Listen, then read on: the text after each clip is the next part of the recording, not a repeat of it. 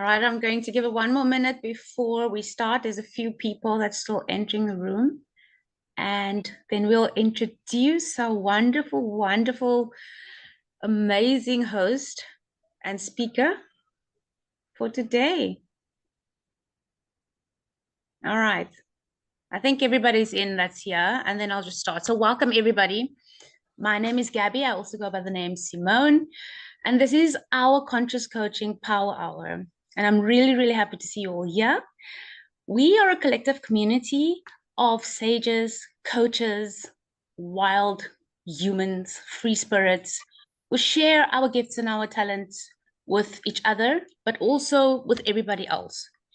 And our aim through these conscious coaching power hours is to share our path or our journey with you, but also to kind of guide you through what it is you are experiencing.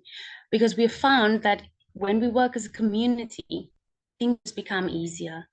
It is just easier to walk with somebody instead of walking all by yourself and going through your journey by yourself. We are part of a larger community called SOLO, which was started by Simona Ferrari. And SOLO stands for Search Others and Love Yourself. So it's about being open and exploring yourself while you are held in a safe space by others. And so for us, it is really an honor to connect with you today. And it is an absolute honor to introduce to you our speaker for today, Patrycja Mochocka. Patrycja, did I get that right? I don't blame you at all for not getting it right. It's such a beautiful, exotic name. But Patrycja... I've been called all sorts of things. Mochocka is my favorite. You can use that. I think it's easiest. Yes. Patrycja is going to speak to us about attachment styles. So attachment styles is such an amazing topic because it really helps you to understand how you show up in relationships. And she knows all about it. And what she will do is give you tips, hints, little nuggets for you to follow. And hopefully at the end of this webinar, you walk away rich with a few avenues to explore your own relationships and your own existence. And so without talking any further, I'm handing it over to you, Patrycja. There you go. Thank you, Gabby, and thank you everybody for being here. This is so exciting. All right, so we've got 30 minutes of my chat, which if you have ever seen my YouTube videos, you know that I really struggle to keep time. So Gabby is so graciously going to help me to keep time, and I'm going to get straight away into it because I've got quite a task in front of me. I'm going to try not to rush. So I just want to find out from you guys, how many of you know about attachment theory? What attachment is, what it's not. Yeah, you can just put it in the chat box. Okay, Julia, so nice to see you here. Yeah. I'd love to have this a little bit more interactive. So if you guys want to, you're welcome to pop in your answers in the chat. Have done some exploring of my own. Okay, perfect. It's such a big topic at the moment. So today's presentation is about finding your attachment style to improve your relationships.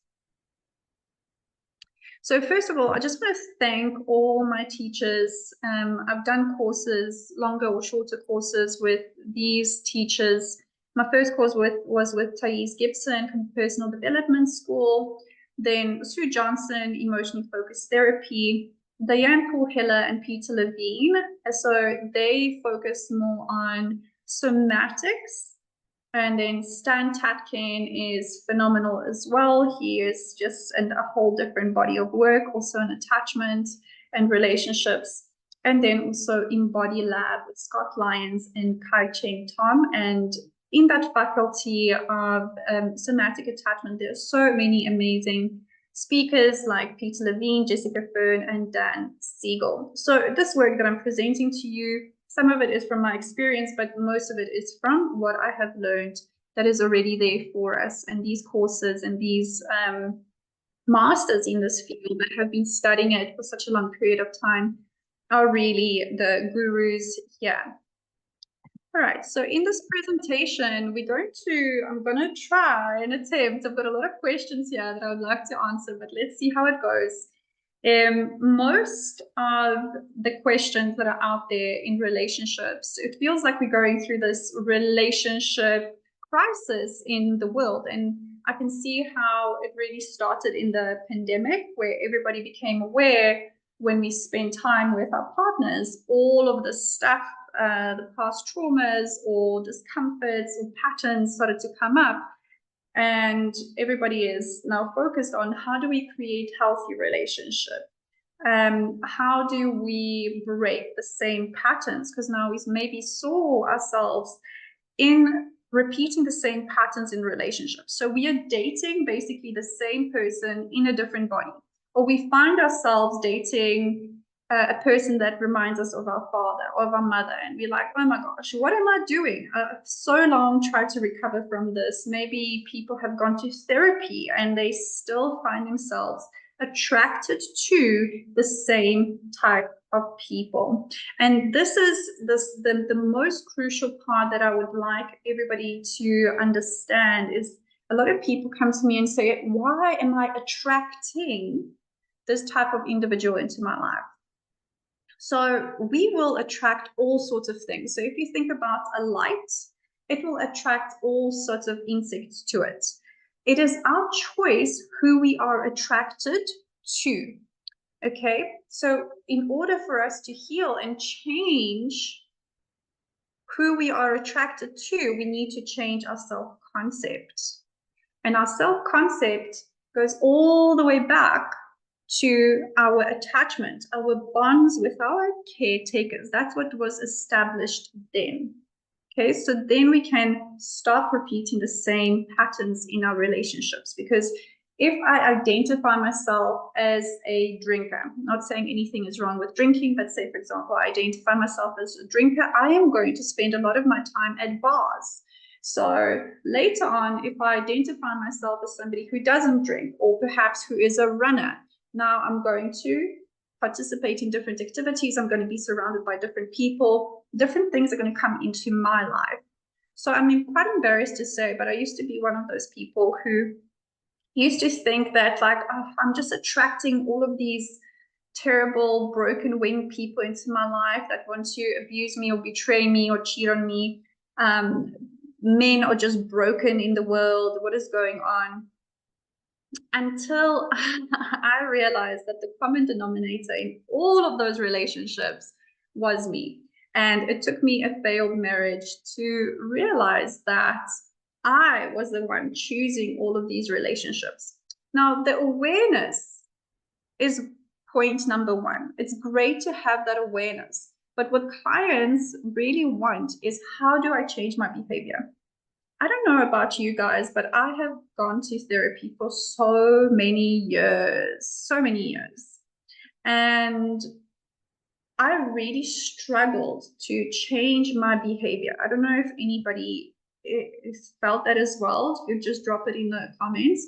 Like, I just felt that I have all of this awareness. Okay, I've talked about my childhood trauma. I've gone back into the past, which was really, really helpful and necessary at a stage of my recovery, because I needed to verbalize and get out what I was so ashamed of, like all of these things that we keep secret, all of those traumas, and we live with all of the shame, really puts us into just survival mode. Yes, spot on, Mary says. Yes, much harder to make changes. Yes, so this is why I was really focusing on, how can we make these changes in our behavior? How can we make changes in our fundamental programming that is making us choose certain types of individuals? That is even just putting spotlight in our lives. Like, when we have this self-concept that I'm a person who gets cheated, or I'm insecure, I'm anxious, I will then pick the same, how they say that there is a lid for every pot. So if I have an idea of myself that I'm betrayed, the most ironic thing is that I will most probably misread flags and pick people who have difficulty with truth, who struggle to be faithful in relationships. Okay, most anxious people will be attracted to people who don't return their text, who are avoidant, who don't want to commit. And it drives everybody crazy. We drive ourselves crazy. Okay, and then I see people who are now want to change, and they're like, okay, I found this nice person and they're all secure and stuff, but it's so boring, and I just can't get attracted to them. There isn't this chemistry, there isn't this passion, there isn't this mystery.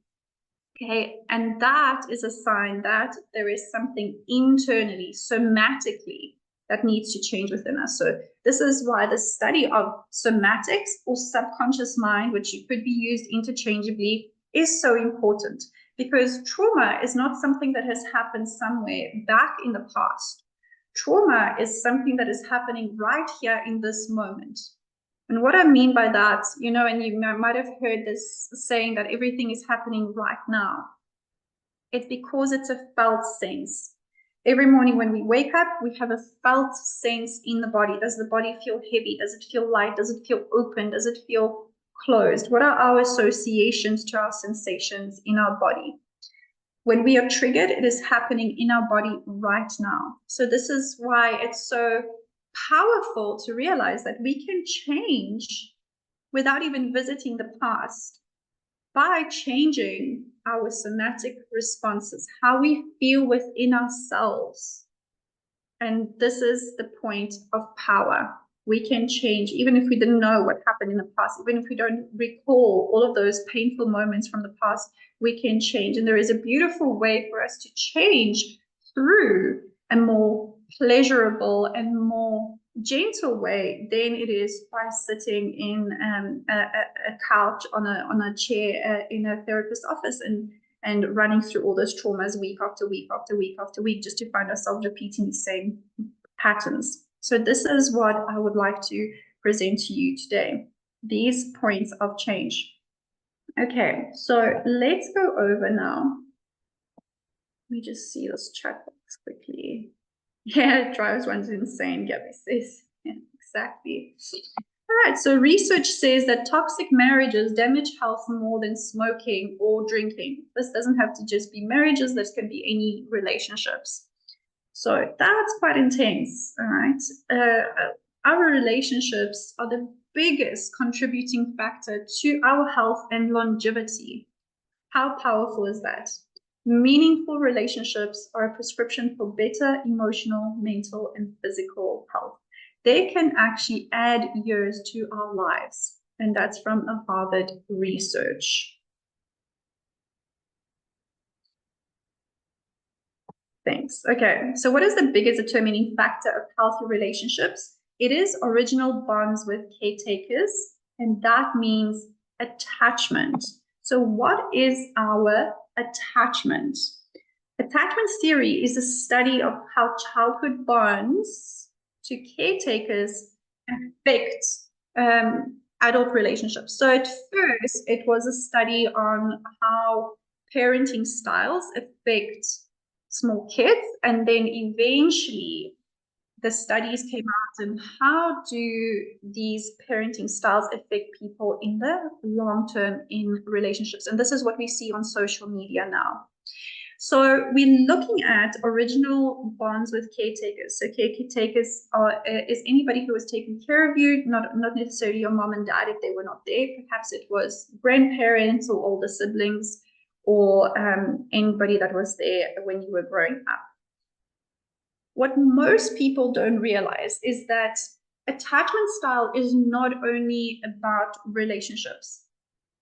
It is a template or a strategy for how we handle life. So how this works is that we look at our parents or caretakers, and then we see, okay, this is how they handle money. This is how they handle conflict. This is how they bring up their kids. And that gets encoded into us. From the age 0 to 7, we are living in a hypnotic state, in a high learning state. We're like a sponge. And anybody who has kids understands that no matter, you have to be so careful with what you say around kids, because they will just take it in and then repeat it, okay? Because they are learning through observing. And in those first 7 years, we form all of these patterns and templates for our whole life.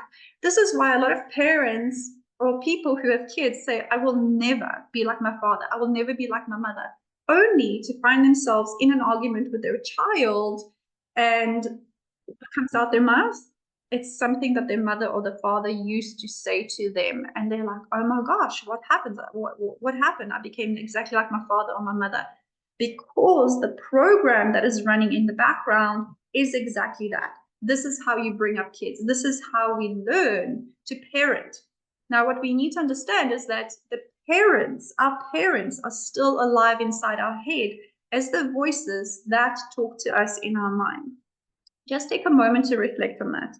When you talk to yourself, when you listen to the dialogue in your mind, what is that? Who does that voice sound like? Is it your mom? Is it your dad? Perhaps it's a coach that was very important in your life, or a teacher. Okay, and this can be good or bad. This can be something that was like somebody who was very critical, and that really gets stuck in our mind. Or it can also be how positive we are and the positive things that we see in the world. But of course, those positive things we want more of, so we cultivate them, and then we just work on whatever we want to kind of trim and pull out those weeds of negative thinking. But what we want to understand is that our parents are still parenting us until, like Thais Gibson says, until you change your inner programming, you are still being you're guided by your parents in your life. Your parents are still running your life. Okay, so this is why we want to change on that very fundamental level. So what Diane Paul Heller says, and Peter Levine and these beautiful somatic attachment people, they talk about your attachment style being an adaptation. An adaptation. So instead of having this attachment style that is working correctly or in ways that are pro-social, we have learned to adapt how we behave to survive our environment. And for those of you who might understand the nervous system, or perhaps even not, when we are in survival mode, there is no growth. Okay, we just get stuck. And this is why a lot of our clients get stuck, and we find like, oh, I'm just stuck doing the same thing over and over and over, because we are in that survival mode. We cannot shift and accept new information and grow. All of these patterns get wired into our survival system. Okay, so how our parents treat us is going to create our self-concept. If our parents are there to love us when we are cranky and love us when we are happy, they pay attention to us. Maybe sometimes there isn't perfect connection, but when there is disconnection or an argument, they can resolve that conflict and find resolution and repair. Then we create a strong self-concept of, you know what, I am secure within myself, I'm secure within the world and how I relate to people. Connection is safe.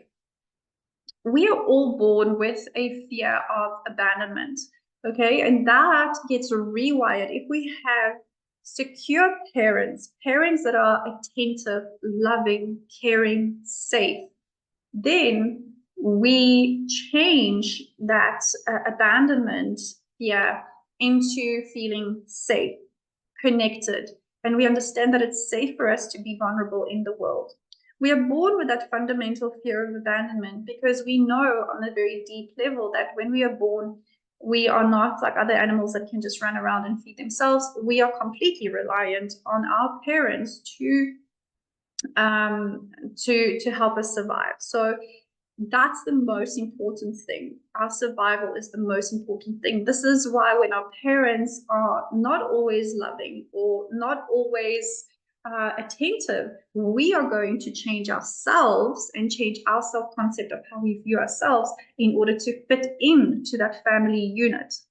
And then people who start to heal start to feel like the black sheep of the family. I don't know if any of you started to feel like the black sheep of the family, where you decided like, whoa, this is actually quite dysfunctional. This isn't a very functional family that I grew up in. There are just some things that don't fit in here. The way people do things here don't seem okay. And you start to question this, and you get a lot of pushback from your family members. And this leads people to feeling really lonely when they start their healing journey. And this is why it's so beautiful, raised by wolves. And this is why it's so beautiful to have these type of communities where we can share in healing. All right, so when we look at trauma, trauma is a very big word, but basically it can be summarized as something that is just overwhelmed to the nervous system.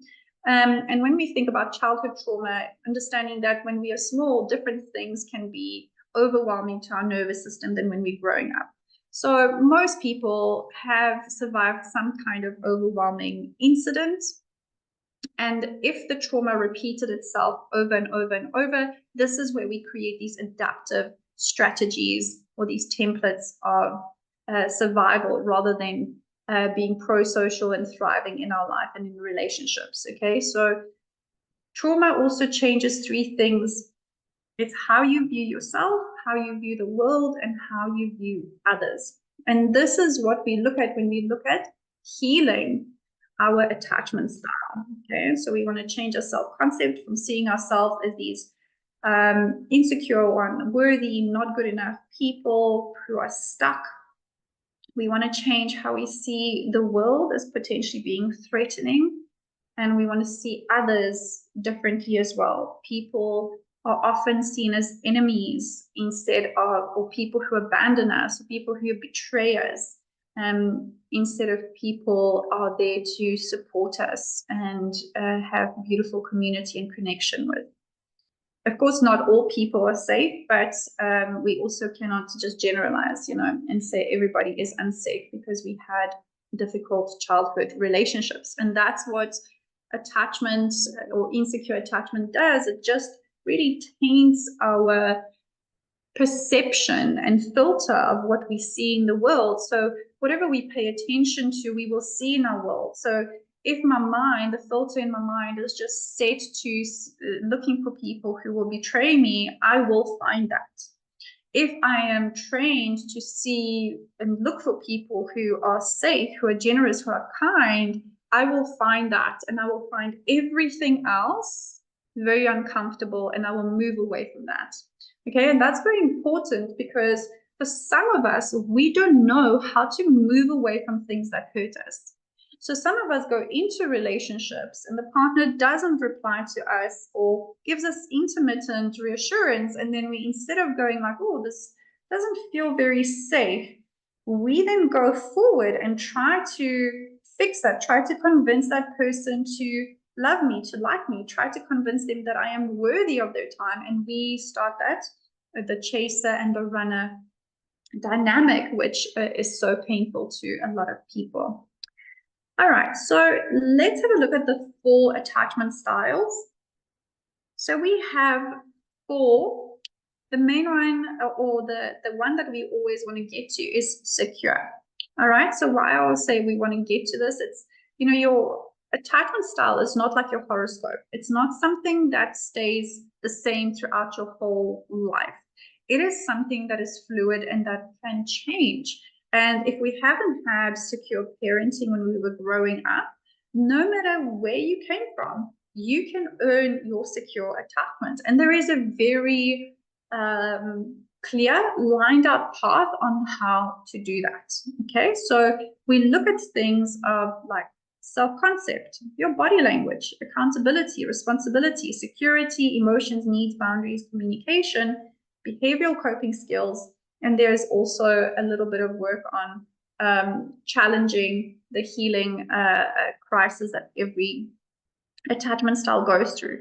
So there is this clear path when I do coaching on how we can shift a person from these surviving mechanisms to help them thrive in their life. And it also doesn't take a huge amount of time.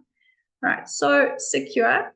Secure people have been brought up by parents who were attentive, loving, safe, and caring. So their self-concept is that of, you know what, I know that I am loved.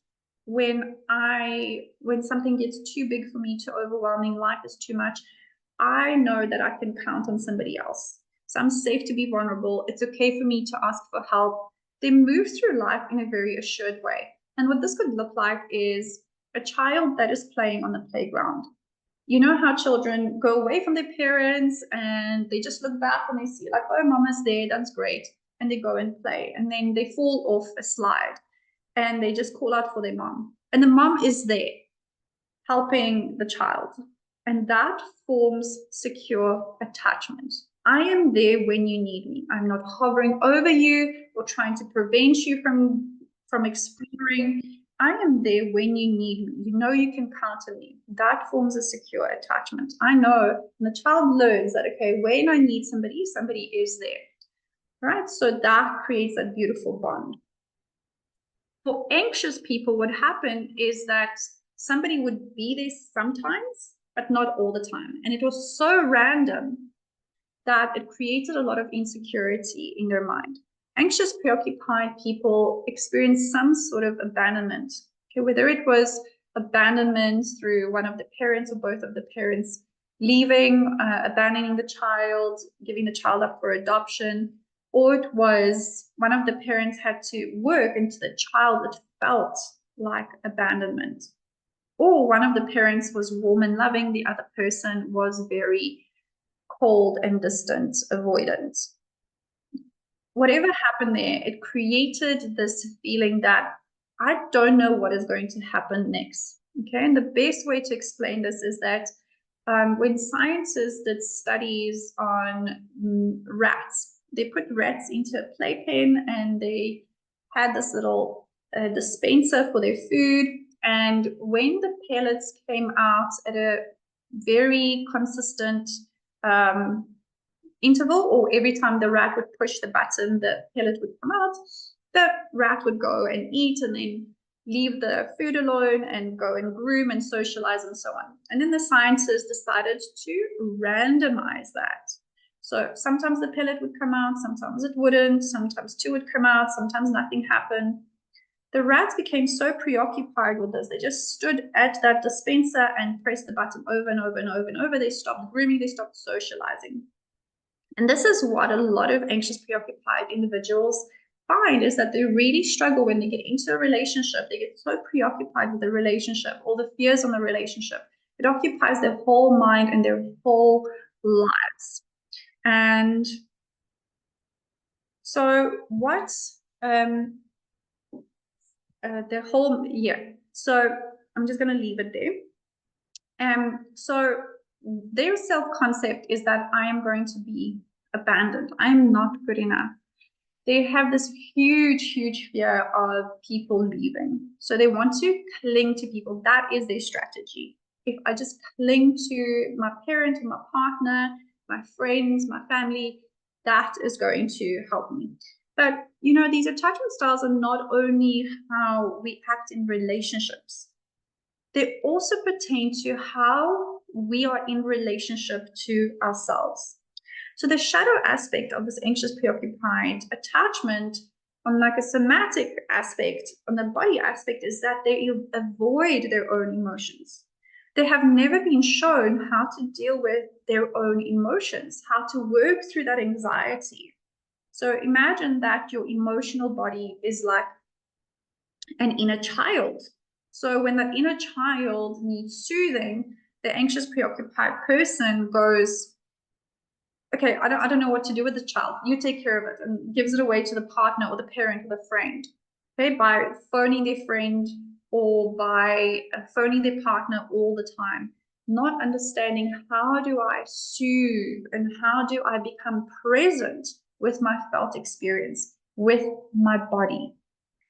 And that's how they self-abandon. Okay, so the way to healing is stopping that cycle of self-abandoning.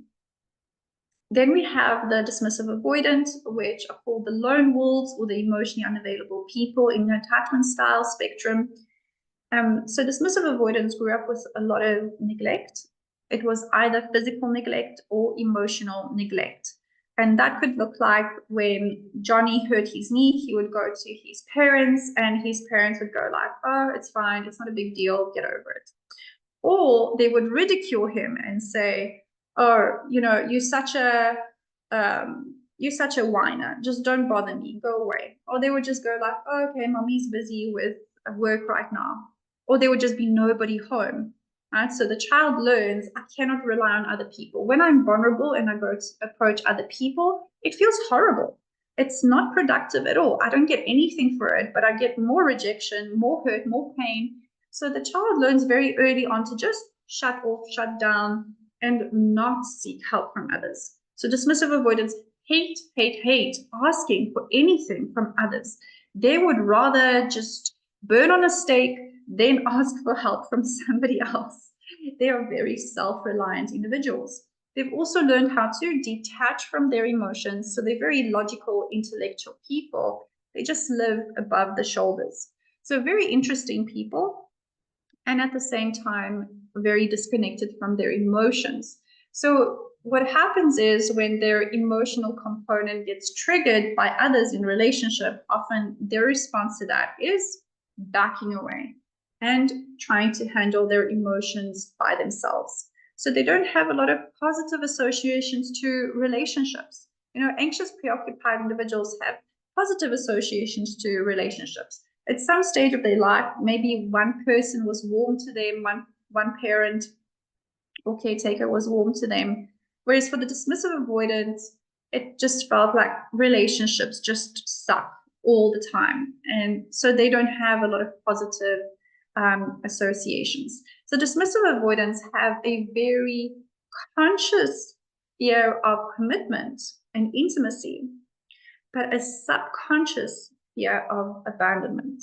Okay, so that's the interesting part here, is that subconsciously below the surface, they also have a fear of abandonment, just like their opposite, which is the anxious preoccupied, because they fear that if I reveal myself and my vulnerability, thanks for finding this very useful. I'm glad. Yeah, so if I reveal my vulnerability to somebody, they're going to reject me. And if I get rejected, I might get abandoned. And remember what I said, abandonment leads to death. Okay, on a very primal level, we still feel like if somebody abandons us, we're going to die. And this is why anxious preoccupied have this very conscious fear of abandonment, and it sends them into overdrive. And if you just tell them like, just breathe or just do this, it's not as easy, because they literally feel like they're going to die when their partner doesn't text them back. And they find themselves performing behavior such as phoning their partner 20 times in a row. They phone put down, message them all the time. And then they go back and they're like, oh my God, why did I do that? I know this pushes people away, but I get into this spin that I just find myself repeating the same action over and over and over and over, because it is so hardwired into their soma, into their survival instinct. Now, also very interesting is that anxious preoccupied on the surface fear abandonment, but deeply they fear intimacy.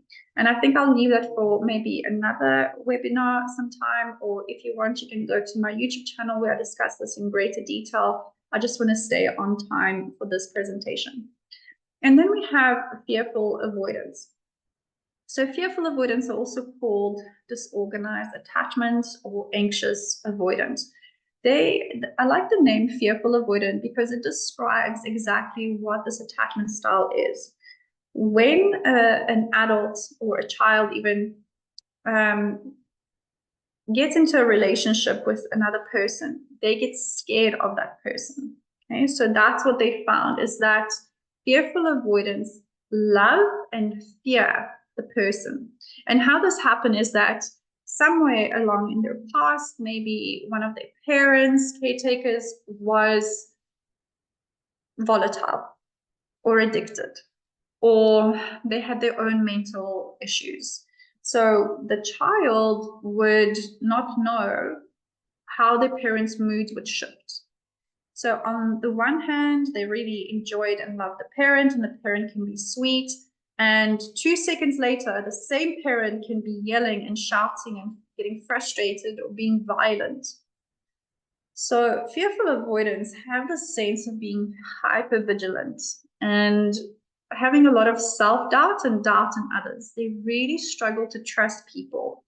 They think that this person is going to switch at any point. Sometimes they're loving, sometimes they are not. So that is the distinguishing factor between fearful avoidance versus the dismissive avoidance and anxious preoccupied. Anxious preoccupied and dismissive avoidance don't have as much fear of the other person. With fearful avoidance, a lot of them have had experience in narcissistic relationships. Maybe one of their caretakers was narcissistic, or somewhere along the line they've dated a narcissist. So often they have this question, am I the narcissist? Is the other person the narcissist?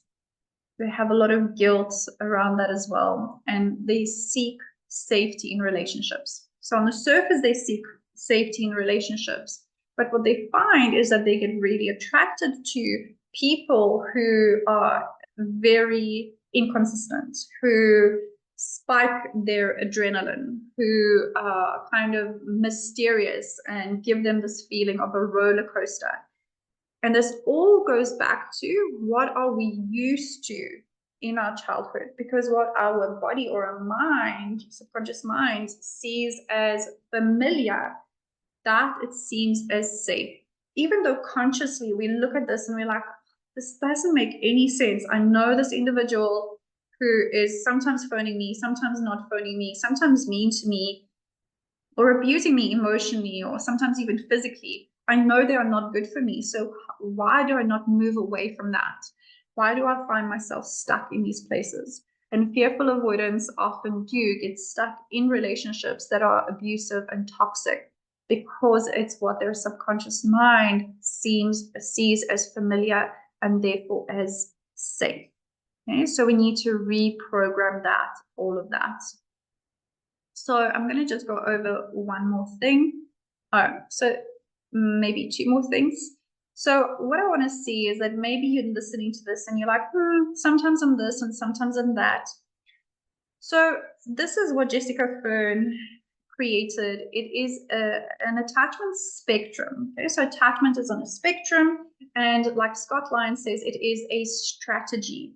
So with some people, you might have a more avoidant strategy. So maybe your mother-in-law phones and you're like, oh, I'm not going to answer this call. Or she phones and you're like, yes, no, not being really friendly or open to those conversations. And in some circumstances, you might be a little bit more secure and open and regulated. A lot of people can seem very secure in friendships. Sometimes friendships don't trigger our attachment wounding as much. And just depends on the personal history as well. And in some cases, we can be very anxious. And of course, there are the extremes of people just being avoidant, just being fearful avoidant, and being anxious. For fearful avoidance, if you're ever looking at content, you want to research more of that. It's also interesting to look at the dismissive and the anxious preoccupied and the secure content out there, because it can all fit into the fearful avoidant. It can just fill out all the gaps, because this is a combination attachment style. And like I say, it's called the disorganized, because there is no organized strategy in how they connect to relationships and to people. This is why sometimes you'll find fearful avoidance be like all in the relationship and loving and intimate, and then all of a sudden they'll be pulling away from the relationship and like, oh, this is too much, I need my own space. All right, so Julia, who is here, who through our coaching, we did coaching together with Thais, we did a course together, and then we were talking about this. We talk about the tree. So this is the tree. You can imagine this is the conscious mind, and below the surface, the roots of the subconscious mind. So when we explore our attachment, we want to look at like what, remember I said that our upbringing and also trauma creates the self-concept. These are the belief systems that were implanted into us when we were growing up. So if we had secure attachment, we got deeply imprinted with belief systems that I am valuable, people are safe, I'm safe in the world. When we have some kind of adaptation, we have some core wounds or core beliefs that say that I am unworthy, I am unsafe, or I am stuck, I'm trapped in relationships, I'm never enough, I will be abandoned, I will be betrayed. Okay, so that is deeply embedded in our subconscious, or you can say into your body, into your soma. So what that basically means is that that's how you feel about yourself. Okay, so what you'll see here is that what connects our subconscious with our conscious mind is the signal, which is our feelings. Okay, so how we feel in our body. So when we have like anxious preoccupied attachment, they will notice that they feel the anxiety take over in them, which can feel like a rush of energy, the butterflies of anxiety in their stomach. They might feel clammy on their skin. They might feel very fidgety and their mind is racing. Okay, because one of these core beliefs was activated, that I will be abandoned, I am under threat. So that creates this feeling in the body. And then we have emotions and thoughts. So when we feel something and then we have this association with our thoughts, oh, this is happening again, I'm going to get abandoned again. This person is going to tell me that I am not good enough, or that they don't want me in their lives. Okay, and then the thoughts create more feelings, feelings create more thoughts, and then it loops on repeat over and over and over. And then we have this action of, I've ended up phoning my partner 20 times in 5 minutes. And then we go back to the kind of like sobering and regret and thinking like, oh my gosh, what am I doing? Or, you know, for the fearful avoidant, maybe their suspicion will drive them to look at their partner's phone and their socials and be detective. And again, they'll sober up and go like, oh my gosh, what am I doing? Or the dismissive avoidant will mostly just pull away from the relationships. And they'll go like, you know what, maybe this isn't a partner for me. I'm not ready for a relationship. I need to focus more on my work. And the interesting thing is mostly avoidant partners don't think that there is anything wrong with them, but there is something wrong with everybody else. Unfortunately, and this is one of the obstacles to coaching or to healing that attachment style is you know, a lot of people think anxious preoccupied is very difficult to heal, but actually avoidants have a really, really tough time to heal because they have a lot of shame, and that shame prevents them from getting outside help. But once they reach the point when they want to do the work, they can do the work in a very great, successful way. Okay, so this is basically what I wanted to show you, is that we're working on these core beliefs of, say, for example, I'm unworthy or I'm not good enough, and then how we feel that in the body, what thoughts they produce and what actions, right? So a lot of therapies will try to go to the action, and they were like, okay, change your action, change your behavior. And we've already established from the beginning that, you know, most of us who have been through some kind of behavioral therapy, even cognitive behavior therapy, I found cognitive behavior therapy very useful in many aspects, but still there was something missing there. I couldn't change all my actions, and even changing thoughts was really, really difficult. And the reason for that is because all of this, what's on top here, is just an indication of a core belief, this limiting belief that was wired into us. And until we change that, we cannot change what is growing up on top, right? So it's like you leave weeds in your garden. You can be trimming the weeds as much as you want, and they're going to keep growing back and keep growing back. And you see yourself repeating the same pattern, the same pattern, the same pattern. Even sometimes people will go like, you know what, I'm just going to take a break from relationships. I'm not going to be in a relationship. I'm going to heal my anxiety. And then they're out of a relationship and they're like, oh, okay, that feels better. I don't feel so triggered. I'm healed. And they go back into a relationship and all of those same patterns come up. Why? Because we didn't heal those belief systems. That is, remember that when I said it's about how we view ourselves, the world, and others. Once we heal that, we heal our trauma, which is just something that we feel in the body. It is wired into our survival. So this is the work I do. We work with the felt sense in the body. And what I mean by that, okay, I'm going to get out of here and I'm going to be a little bit overstimulating to you guys. And then you can see what that feels like in your body. Okay, so just notice what you're feeling in your body right now. Okay, what you feel, how your breath is. And there's nothing wrong with however you're feeling. You're feeling a little bit anxious, maybe bored, maybe whatever it is. And so just notice what you feel when I be overstimulating, okay? Hello, everybody. Hello. Okay, don't look away. Just look over here, please. Please come closer. Don't look away. Look right at me. Okay? Okay, so how does that feel for you? Okay, so some people leaned in and they're like, oh, cool, what's happening? And some people are like, whoa, that is not comfortable for me. You're a bit too close. Please, can you just go back? All right, same thing with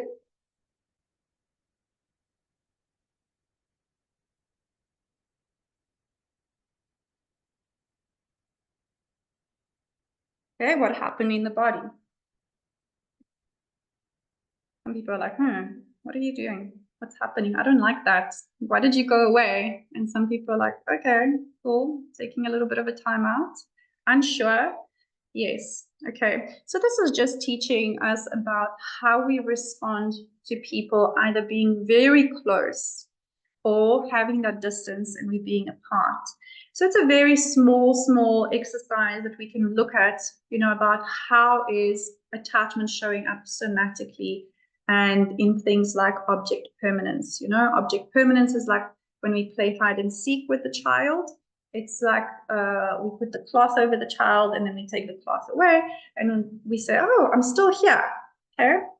So usually anxious, preoccupied individuals who have a lot of anxiety have had some issues around that time when object permanence was established, where they don't feel safe when they don't see their caretaker.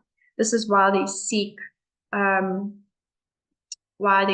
connection so much. All right, so let's take some questions. Thank you so much for your beautiful attention and presence. Great. Bye, Jill.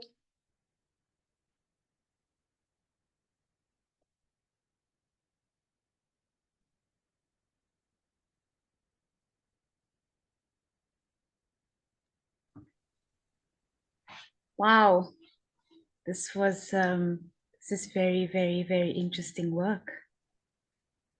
And I think what I would like to know is how long does it take somebody to shift their attachment style from one to the other, and you start seeing results if you really work on it? If you put in the work, how long does it take to really start seeing that you're showing up differently in relationships? So this, to heal your whole attachment style can take a little bit of time, maybe a year, but people who work with me start to see the results within the first month. So we start doing this work and they start to, especially if they stick to the reprogramming homework that we do together, they can start to see this very, very quickly. That all of a sudden their behavior changes, how they think, how they show up changes in relationships. Okay, cool. Thank you. Thank you, Gabby.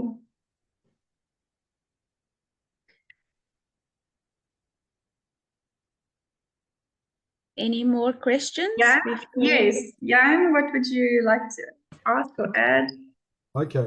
Hi, everybody. Sorry I was late, but I catch up quickly. Thank you. Very interesting. Aren't we all in a permanent shift between all these modes? You can be secure one moment, anxious avoidant another moment, and then depending on your state of mind, your partner's state of mind, the state of your finances, the state of the world, whatever. But aren't we all supposed to go from one to the other and not be fixed, not try to be fixed in one, because being fixed in one might not be an answer to the circumstance around you.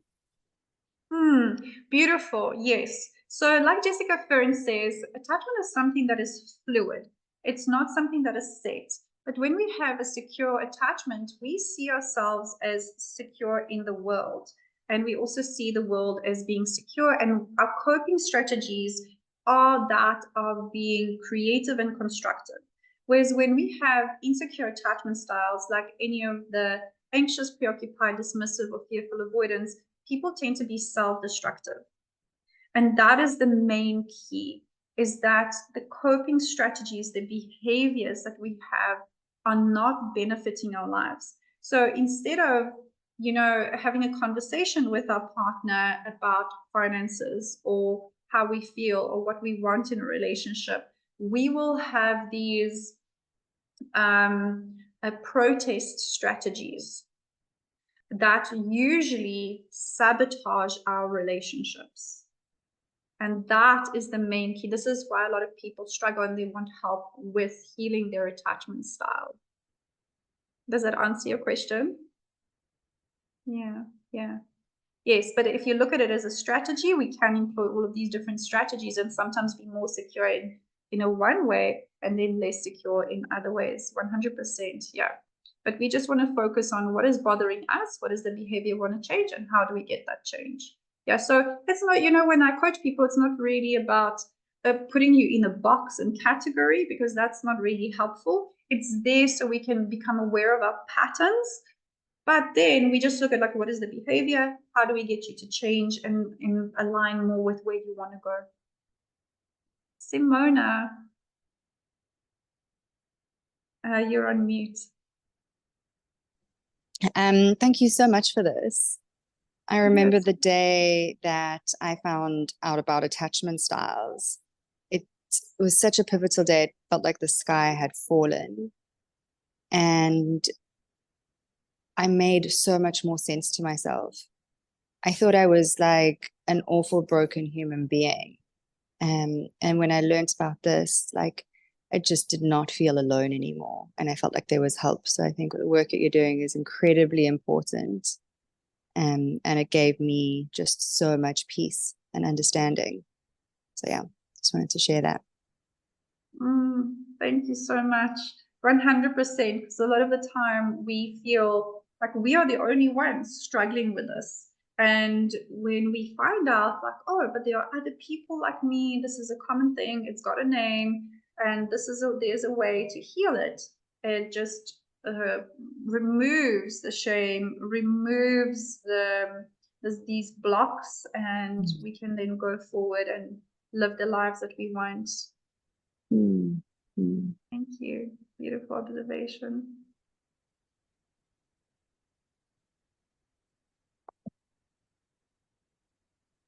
If attachment style is a shifting state, can one earn secure then experience something that shifts? Yes.